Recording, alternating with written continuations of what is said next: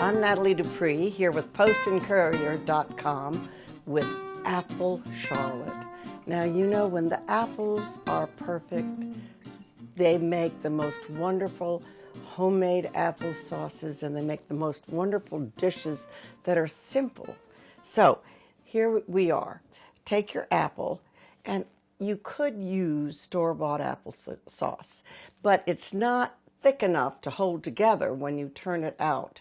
So if you do that, you're going to have to, fiddle with it, and it's really not going to be as good. So just take a good apple. A Golden Delicious is fine, or one of the other nice apples that are around, and cut it in chunks. Throw it in a pan with some water and some butter, and you have to taste it.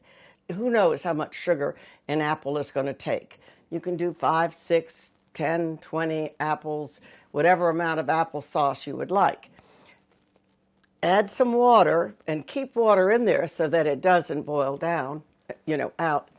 And then when you're ready for it, add some Armagnac.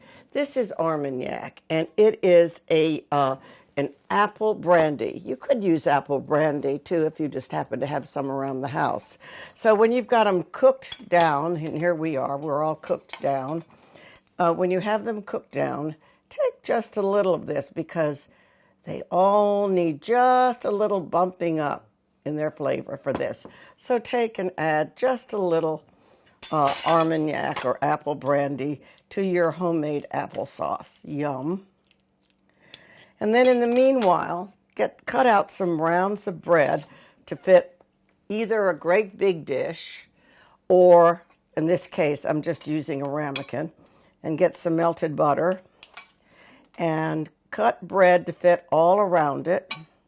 Brush it on both sides with the butter and fill up your ramekin. And then you're going to add your applesauce all the way up to the top of the bread. Now you want to be careful with that because, first of all, you don't want your applesauce to be loosey-goosey. You want it to be such that it will turn out. Of course, there'd be nothing wrong if it collapsed. I mean, it's delicious. But you want to do that, but you want it so that it's full enough that when the apples shrink, it'll turn out nicely. Then you go ahead, you put a lid on, and that's going to be the base. Brush it with butter. You could actually fry these if you were in a hurry and toast them. And you cook it until it's all together. Now, in a big dish, it might take an hour, but this little dish, this little ramekin, takes much less time. Go around the outside.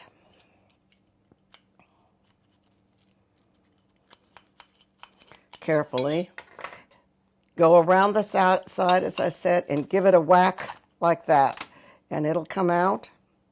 And this will just be nice and toasted all the way through if you cook it long enough. And there you are. Turn him back over again so that he looks pretty and the base is there. And that's it, your apple charlotte. You could serve it with whipping cream if you wanted to, but this is healthier. I'm Natalie Dupree here with an apple charlotte.